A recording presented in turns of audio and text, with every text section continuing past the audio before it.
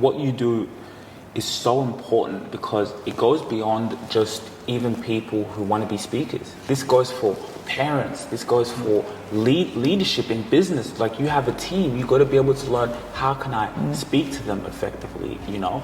So like, I think the services that you provide and just who you are and what you do, it goes again, beyond like just the speaking realm. And also too, when leaders with teams, sometimes they're misinterpreted. And sometimes they don't realize it's their tone of their voice.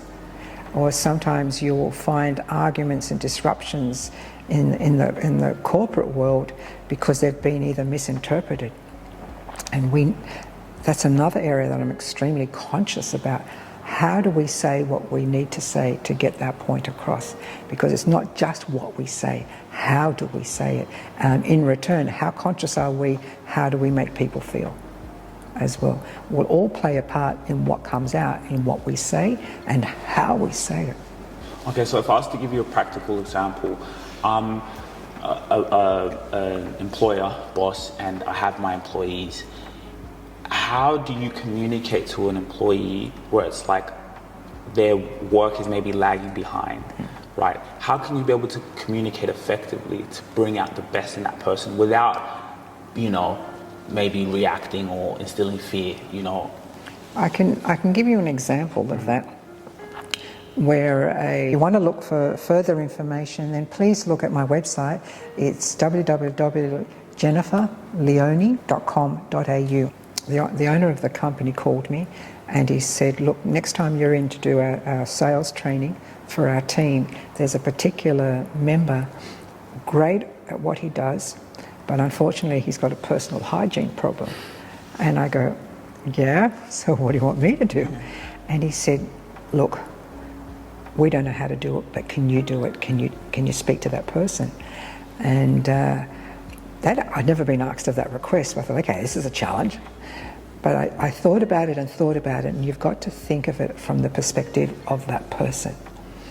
So I was really conscious of everything that was going to come out that day when I would have that meeting, that the ultimate goal, the end in mind, would be that his self-esteem is intact. Right? It has to be intact.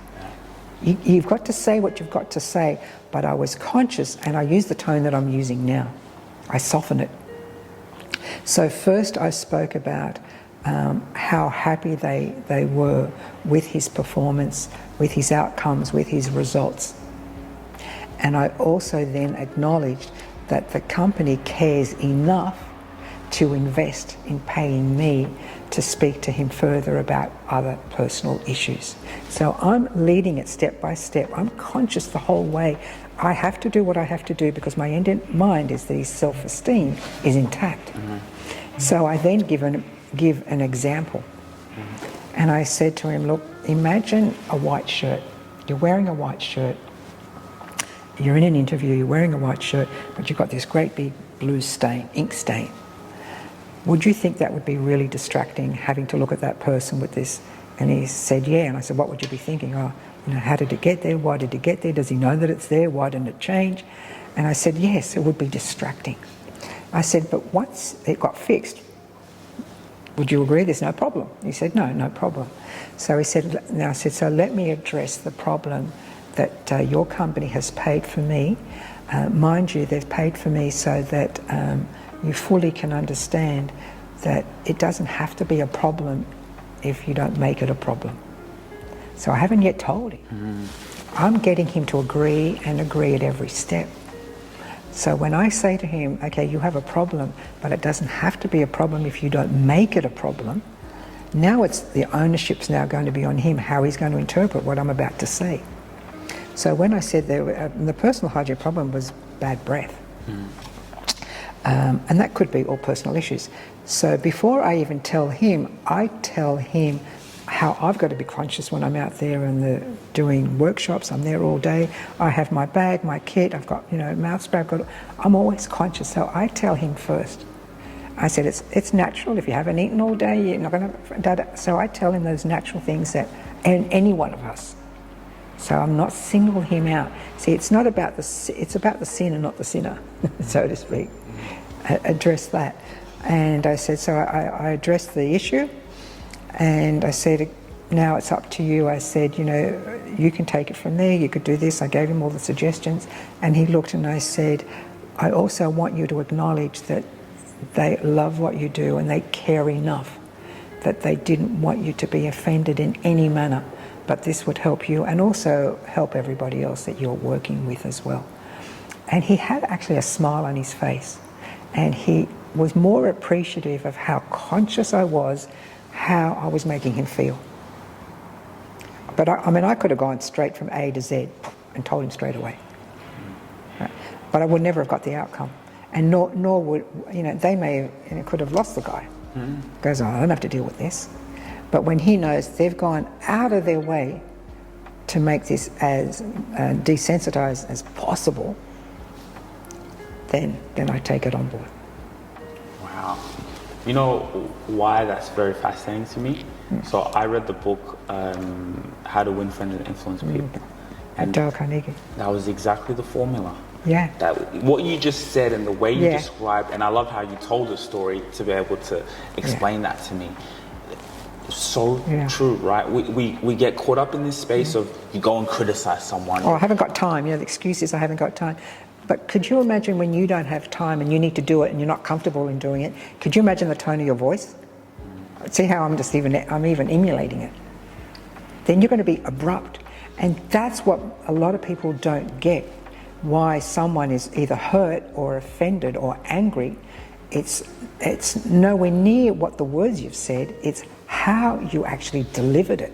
Because we go on what you were implying. Because if I'm in that irritated state, it's like the nun saying, well, what's wrong with you?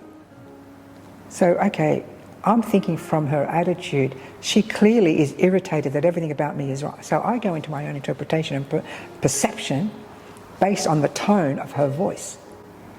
And that's where the trouble begins. That's what happens in the workplace most of the time. That their tone of their voice, they could be tired, angry, having enough sleep, and they have no idea or clue. Right? It's the tone of your voice.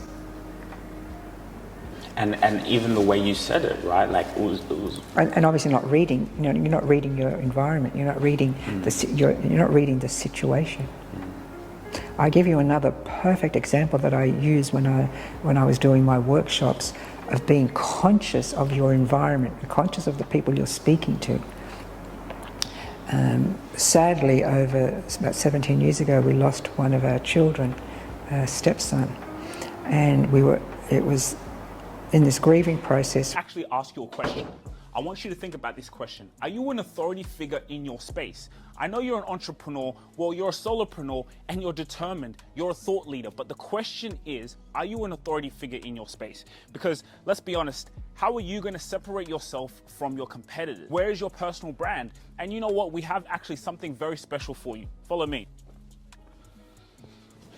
You see, we have a scorecard, right? So you can actually evaluate if you're an authority figure in your space, because at the end of the day, when you separate yourself from your competitors. That is where opportunities come to you because your brand is strong. You have brand equity. So for you to actually see how long away you are from that, or if you're close there, the link in the description, you can fill out a scorecard. And this scorecard is amazing because it lets us know and see where you are. And it's just for free for you to actually see where your business is, where you are as a solopreneur, and how you're going to get to that level of being an authority figure in your space. Because you see, here at ETS Rubasha Media, I'm going to be honest with you, we are at limited capacity. We only want to be able to tailor our clients to the ones we know we can deliver value, because value takes time and we want to be able to work with your business. But the scorecard is actually just for you to see where you are and are you an authority figure?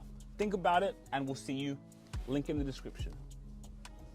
If you really enjoyed this video, make sure to click here, and I'm sure you're going to love that one.